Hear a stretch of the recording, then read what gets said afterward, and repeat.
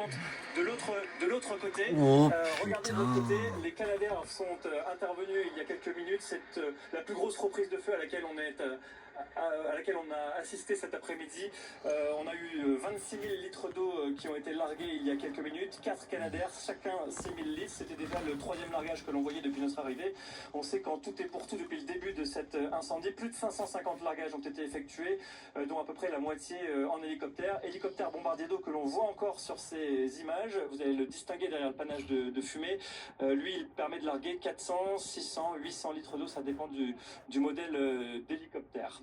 Tiens, on va retourner de l'autre côté parce que voilà, un pompier, un des sapeurs sauveteurs nous l'indique. On a des flammes désormais qui sont en train de s'approcher de la zone où nous nous trouvons. Je rappelle qu'on est dans la zone de des Jonquières, de la Jonquière, qui est une zone, de ce que l'on constate depuis notre arrivée, inhabitée, avec beaucoup de forêts, mais qui a déjà été bien consumée, cette forêt tout autour de nous, Oh mais qui n'empêche pas, malgré putain. tout ces reprises de feu. Voilà, on a de nouveau des flammes de quelques mètres de haut. C'est difficile de le dire à cette distance. Et donc il va a priori falloir l'intervention assez imminente des moyens aériens, parce que sur cette zone à proprement parler, il n'y a pas d'hommes sur le terrain. Forestier, soyez évidemment prudent, on respecte bien les consignes des pompiers. On a le sentiment, lorsque l'on voit vos images, Antoine, et vous qui êtes sur le terrain depuis 3 jours, que la situation évolue vraiment minute par minute, que ce qui était valable il y a 10 minutes ne l'est plus actuellement. Exactement, si vous étiez avec nous il y a ne serait-ce qu'une demi-heure, on vous montrait ce côté-là de la zone pour justement les ravitaillements par hélicoptère. On n'avait pas du tout ce panache de fumée. Donc les reprises, elles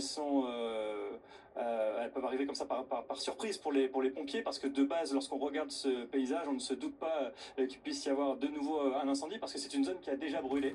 Tiens, les Canadair sont de retour au-dessus de nous. On va demander à Baptiste Deveau de vous les montrer. C'est des rotations qui ont lieu toutes les 15-20 minutes environ.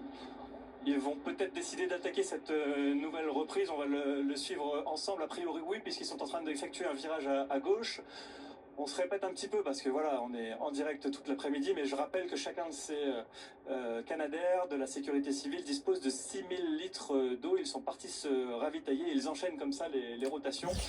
En théorie, si c'est ce à quoi on assiste depuis le début, ils devraient faire un premier survol de la zone. Ça permet à chacun de ces pilotes à l'intérieur de se rendre compte de la situation, de décider si oui ou non les conditions sont acceptables pour effectuer les largages. Et une fois qu'ils auront effectué ce survol de la zone, et bien normalement ils baisseront en altitude, ils passeront juste au-dessus de ce brasier, ils effectueront chacun à leur tour des largages. 6 000 litres d'eau, c'est énorme, ça permet d'attaquer le feu, d'attaquer les flammes.